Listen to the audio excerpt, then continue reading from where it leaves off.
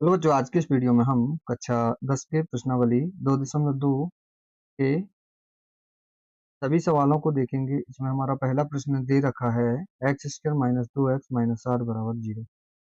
ये प्रश्न देखने से पहले हम पूरा क्वेश्चन देखेंगे। इसमें क्या बोल रहा है क्वेश्चन में कि द्विघात जो ये व्यंजक दिया गया है इसकी शून्यक ज्ञात करना है, और जब शून्यक निकल आते हैं तो शून्यकों और गुणांकों के बीच संबंध की सत्यता की जांच करनी है। ऐसा प्रश्न में बोल रहा है, तो हम पहले इसकी क्या निकालेंगे, शून्यक निकालेंगे। जब शून्यक निकल आते हैं तो हमें सत्यता की जांच भी करनी है। तो शून्यक निकालने के लिए हम क्या करेंगे, गुणनखंड करेंगे। लिखेंगे गुणनखंड करने पर। गुणनखंड करने से पहले हमें क्या करना होता है, ये जो समीकरण है इसको हमें जीरो के बराबर रखना होता है। ये जीरो के बराबर रख दिया। अब इसका हम गुणनखंड कैसे करते हैं, गुणनखंड करने के लिए हमें क्या करना होता है कि ये एक तरीका, जैसे हम इस सवाल को लगाएंगे इसी तरीके से हमें बाकी सभी सवालों को लगाना है। वो तरीका देख लेंगे हम, सरल तरीका है। ये जो पहली संख्या लिखी है इसको हम पहले सेम वैसे लिख देंगे। ये जो एक्स स्क्वायर है एक्स स्क्वायर को लिख दिया, ये माइनस चिन्ह है माइनस चिन्ह को लिख दिया। थोड़ी सी जगह हम छोड़ देंगे क्योंकि हमें यहाँ पे दो संख्याएं लिखनी होंगी। और ये जो लास्ट चिन्ह और लास्ट संख्या इसको सेम वैसे लिख देंगे। क्या किया, ये जो पहली संख्या इसको सेम माइनस चिन्ह, ये 2x की जगह कुछ जगह छोड़ा और माइनस 8 ये सेम। अब देखेंगे एक्स स्क्वायर के साथ क्या है, यहाँ पे कौन सी संख्या है, संख्या की बात करना है। मतलब कोई संख्या नहीं दिख रही, मतलब एक होगा, यहाँ पे क्या होगा एक। तो इस एक का करना है इस लास्ट वाली संख्या से गुणा। ऐसे हमें हर सवाल में करना है, जो भी पहली संख्या यहाँ दी गई हो इसका लास्ट वाली संख्या से गुणा। एक का 8 से गुणा करेंगे तो 8 आएगा। कितना आएगा 8। अब ऐसे हमें दो संख्या निकालनी है। ये जो माइनस चिन्ह यहाँ बीचों बीच में लगा देंगे, ये जो लास्ट में माइनस चिन्ह इसको बीचों बीच में लगा देंगे। क्या करेंगे, बीचों बीच में। अब एक संख्या हमारी यहाँ रहेगी, एक यहाँ पे रहेगी। अब ऐसी हमें दो संख्याएं ज्ञात करनी है कि गुणा करें तो 8 आए और घटाने पे ये बीच वाली संख्या मिल जाए, मतलब माइनस का 2 मिल जाए। तो गुणा करने पे 8, घटाने पे 2, ऐसी दो संख्या हमारी होंगी 4 और 2। हम यहाँ पे लिख देंगे 4x और 2x हमारी वो संख्याएं निकल आई।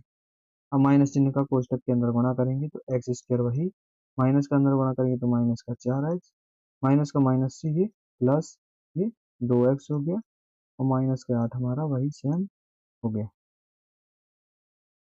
अब क्या करना है, अब हमें दो दो के जोड़े बनाना है और कॉमन निकालना है। तो यहाँ पे ये दो जोड़ा यहाँ से बन जाएगा, दो जोड़ा यहाँ से दोनों में से एक जैसा क्या है, एक जैसा है x। तो x हमने कॉमन निकाल दिया। अब एक x निकल गया, एक x बचा, माइनस यहाँ से x निकल गया, क्या बचा 4।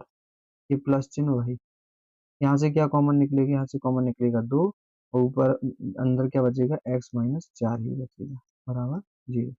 अब जो कोष्टक के अंदर है देखेंगे x माइनस 4 है दोनों में कोष्टक के अंदर, तो इसको हम एक बार लिख देंगे। और जो ये बाहर है x और प्लस का 2, इसे अलग से लिख देंगे। ये हमने अलग से लिख दिया बराबर 0। ये हमारे दोनों लिख गए। अब दोनों को करना है 0 के बराबर। एक बार हम कर देंगे x-4 बराबर 0, एक बार कर देंगे x+2 बराबर 0। दोनों को 0 के बराबर कर दिया। और जब 0 के बराबर कर दिया तो अब पक्षांतर करके मान निकाल लेंगे। ये -4 है, बराबर किस साइड जाएगा तो प्लस का 4। x बराबर हमें मिलेगा प्लस का 4। इसी तरह ये प्लस का 2 है, ये उस साइड जाएगा तो माइनस का 2। यहाँ पे x का मान मिल गया हमें -2। ये हमारे दो मान निकल आए। ये जो पहला मान है ये हमारा अल्फा कहलाएगा, ये जो दूसरा मान है ये हमारा बीटा कहलाएगा। अतः हमारे शून्य क्या निकल आए, 4 और -2। ऐसा लिख देंगे, अतः अभीष्ट शून्य शून्य 4 और -2 है। ये हमारे शून्य निकले। अब शून्य निकालने के बाद बोल रहा है प्रश्न में कि सत्यता की जांच भी करनी है। तो सत्यता की जांच हम कैसे करेंगे, फॉर्मूला की सहायता से करेंगे। ये द्विघात बहुपद का जो फॉर्मूला होता है इसकी सहायता से ही हम सत्यता की जांच करेंगे। इसके लिए हमें शून्यकों का योगफल का फॉर्मूला पता होना चाहिए और गुणनफल का फॉर्मूला पता होना चाहिए। ये दोनों फॉर्मूला भी हम देख लेंगे। अब लिखेंगे सत्यता की जांच। सत्यता की जांच, जांच में हमें क्या करना है कि जो हमारा पहले समीकरण दे रखा है, ये x² - 2x - 8, इसको लिख लेना है, एक्स स्क्वायर माइनस का 2x और माइनस का 8 बराबर 0। अब इसके तुरंत नीचे हमें द्विघाती बहुपद लिखना है। क्या होता है द्विघाती बहुपद? होता है ए एक्स स्क्वायर प्लस का बी एक्स और प्लस सी बराबर 0। क्या होता है? A x square plus b x plus c बराबर 0। अब तुलना करके देखेंगे ऊपर वाला समीकरण नीचे वाला समीकरण सेम दिख रहा है। केवल हमें तुलना करके ए की जगह बी की जगह सी की जगह जो मान है, संख्या है मतलब, उनके मान निकालेंगे। देखेंगे एक्स स्क्वायर की जगह एक्स स्क्वायर है, सीधे सीधे दिख रहा है। ए की जगह क्या कहा या? ए की जगह कहा या 1। यहाँ बी की जगह क्या दिख? एक्स की जगह एक्स है, बी के का मान के क्या कहा या? माइनस का 2। बी का माइनस का 2 आ गया।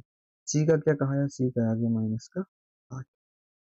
ये ए बी और सी की हमारे मान निकल आए। ऐसे हमें हर प्रश्न में मान निकालना।